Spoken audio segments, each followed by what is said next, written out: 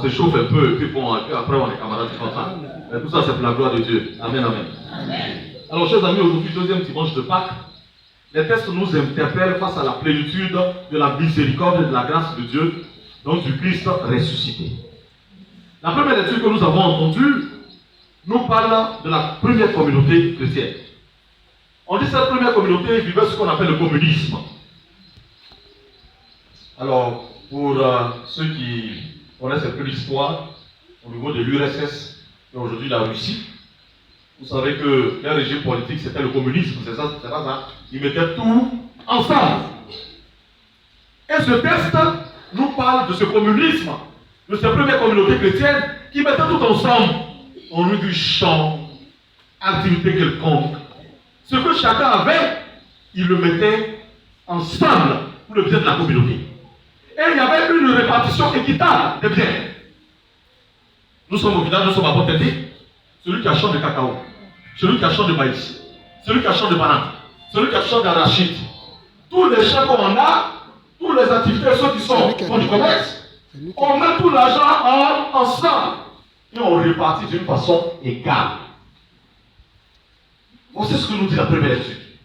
Il n'y avait pas en fait de dire non, moi j'ai plus que celui-là, je ne peux pas mettre ensemble. On dit chaque fois que les apôtres annonçaient le Christ ressuscité, qu'il y avait des dons, des offrandes. Ils demandaient donc à tout ce peuple de fidèles, c'est racheté de pouvoir mettre tout ensemble.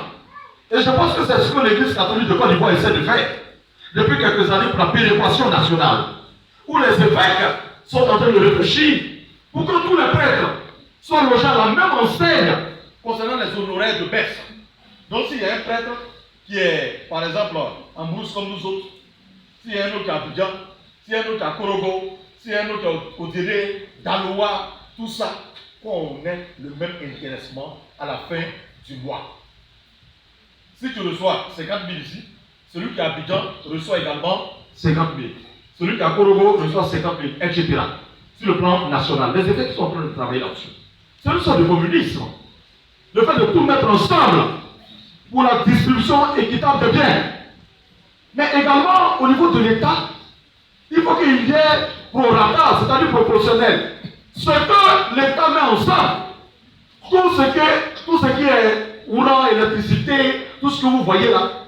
Mais normalement, si on regarde bien, si on met tout ensemble dans ce pays, personne ne va être pauvre. Mais oui. Parce que ceux qui prennent, ils sont assis dans les grosses voitures V8. Et puis on met carburant. Quand tu démarres seulement, c'est carburant 5 litres. Démarrer. Mais oui. Le temps va quitter Abidjan, Yam Sokolosi n'a rien mis là. C'est au moins 100 000, 150 000 carburants. Mais qui paye? C'est l'argent du contribuable, c'est nous. Il y a beaucoup de charges, impôts, tout ça, c'est nous. Les missions qu'ils font, depuis une semaine, 2 semaines, ils sont dans les hôtels de luxe de 5 étoiles. Où la chambre, par jour, est au moins 80 000, 100 000, les suites de 200 000, 300 000.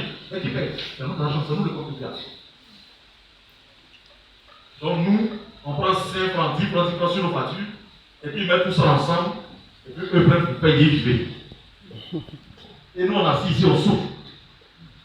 Cacao est de 1500. D'ailleurs,